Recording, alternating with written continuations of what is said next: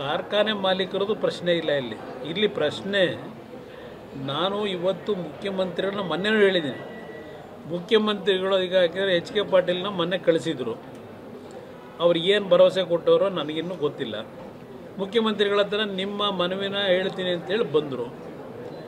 ನಾನು ಮುಖ್ಯಮಂತ್ರಿಗಳು ಏನು ತೀರ್ಮಾನ ಮಾಡ್ತಾರೆ ನಮ್ಮ ಪಕ್ಷ ಕಾಯ್ತಾ ಇದ್ದೀವಿ.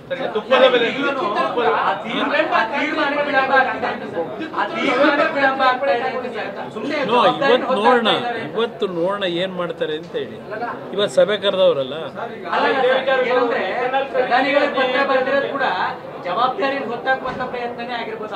ಅದರಲ್ಲಿ ಯಾವ ಸಂಶಯ ಇಲ್ಲ. ಅದಕ್ಕೆ ಹೇಳಿದೆ, ಇಷ್ಟೆಲ್ಲ ಅನುಭವ ಇರ್ತಕ್ಕಂಥ ಒಬ್ಬ ಮುಖ್ಯಮಂತ್ರಿ ಉಡಾಫೆ ಬೇಜವಾಬ್ದಾರಿತನದಲ್ಲಿ ರೈತನಿಗೆ ಅಗೌರವ ಸಲ್ಲಿಸ್ತಕ್ಕಂಥ ರೀತಿಯಲ್ಲಿ ಈ ವ್ಯಕ್ತಿ ಆಡಳಿತ ನಡೆಸ್ತಾ ಇದ್ದಾರೆ. ಯಾವ ಪುರುಷಾರ್ಥಕ್ಕೆ ನಡೆಸ್ತಾ ಇದ್ದೀರಿ ಅಂತ ಕೇಳ್ತಾ ಇದ್ದೀನಿ ನಾನು.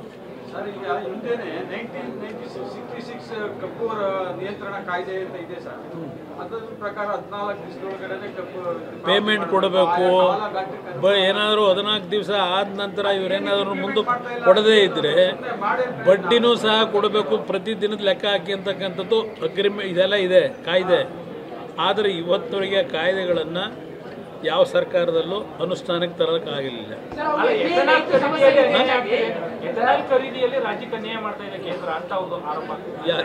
ಯಾವ ಥರ ಆರೋಪ?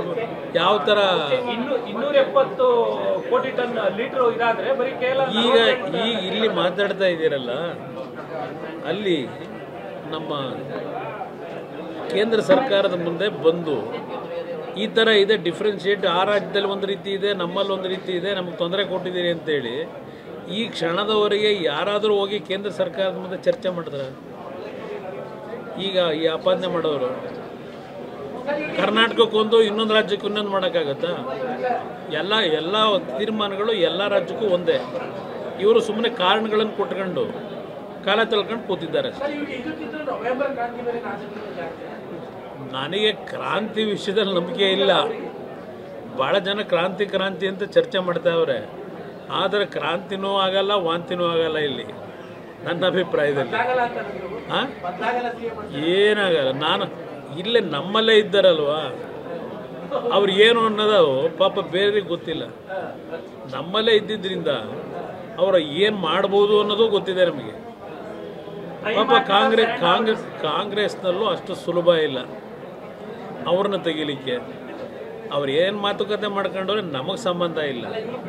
ನಾನು ಹೇಳ್ತಕ್ಕಂಥದ್ದು, ನೀವು ಕ್ರಾಂತಿನಾದರೂ ಮಾಡಿ, ವಾಂತಿನಾದರೂ ಮಾಡಿ, ನಾನು ಇವತ್ತು ಈ ನಾಡಿನ ಜನತೆಯ ಕಷ್ಟ ಏನಿದೆ, 136 ಸೀಟ್ ಗೆದ್ದೋ, 139ಕ್ಕೆ ಹೋದೋ, 141ರಲ್ಲಿ ಇದ್ದೀವಿ ಅಂತ ಅವ್ರು ಹೇಳ್ತಾರೆ. ಇನ್ನೊಬ್ಬರು ಈಗ ಹೋಗಿದ್ದೀರಲ್ಲಪ್ಪ, ಜನ ಕೊಟ್ಟವ್ರಲ್ಲ, ಜನ ಕೊಟ್ಟಿದ್ದು ಹಗಲು ದರೋಡೆ ಮಾಡಿ ಅಂತ ಅಲ್ಲ, ಲೂಟಿ ಮಾಡಿ ಅಂತ ಕೊಡಲಿಲ್ಲಪ್ಪ ಅಂತ ನಿಮಗೆ.